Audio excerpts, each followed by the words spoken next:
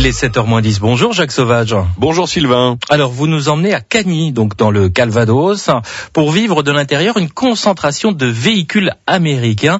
Et le moins que l'on puisse dire, Jacques, c'est qu'il y en a pour tous les goûts. Oui, pour tous les goûts et tous les âges. La preuve, avec Pablo. Bonjour. Vous êtes venu avec quoi, vous, comme mobilette? Avec une Corvette C3 de 1977. Elle a une couleur particulière. Couleur plutôt sportive. C'est quoi, c'est un orange rouge? C'est un rouge qui a vieilli et qu'il faut refaire. Elle est de quelle année, celle-ci? Elle est de 77. 77. Vous avez beaucoup de voitures des années 70 ici? Oui, énormément de voitures des années 70. C'est le plus courant. C'est une passion aussi, ces voitures des années 70? Oui, c'est une passion et c'est vrai que les lignes elles changent et c'est agréable à regarder, c'est agréable à conduire. Alors justement. C'est des sensations qui changent des voitures d'aujourd'hui et c'est vraiment...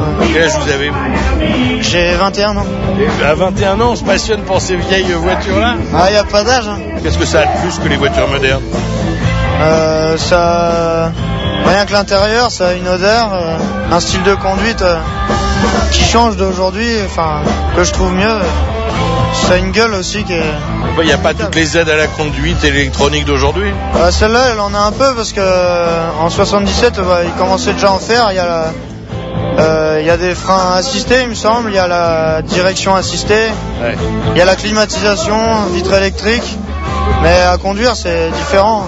Tout ça marche toujours? La climatisation, elle marche plus, mais... Il y a combien de Chevrolet Corvette dans le coin, là, ici, en Basse-Normandie? En Basse-Normandie, non, il y en a un paquet. Ça dépend de certaines années, en fait. Celle des années 70, pour moi, fait partie des plus belles, pas forcément des plus chères, ouais. Mais des plus belles. Et non, je sais pas, sur les rencarts, on en a peut-être vu 6 ou 7 dans la région. Il y a beaucoup de Mustang au Havre, il paraît aussi. Je pense que Mustang et Corvette, c'est les plus mythiques, quoi, des voitures américaines. Les voitures américaines, donc c'est celles qu'on retrouve le plus sur les rassemblements, quoi. Bon.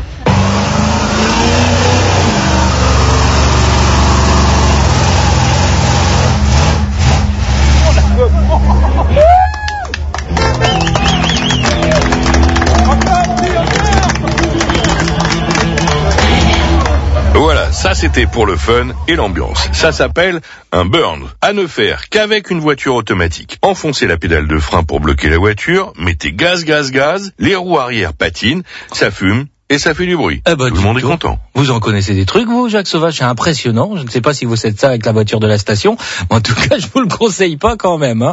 Voilà, quoi. Et on a appris quand même qu'à 21 ans, on pouvait aimer les vieilles voitures. Nous sommes d'accord. On se retrouve demain pour la suite de ce reportage. Demain, quand nous découvrirons une autre voiture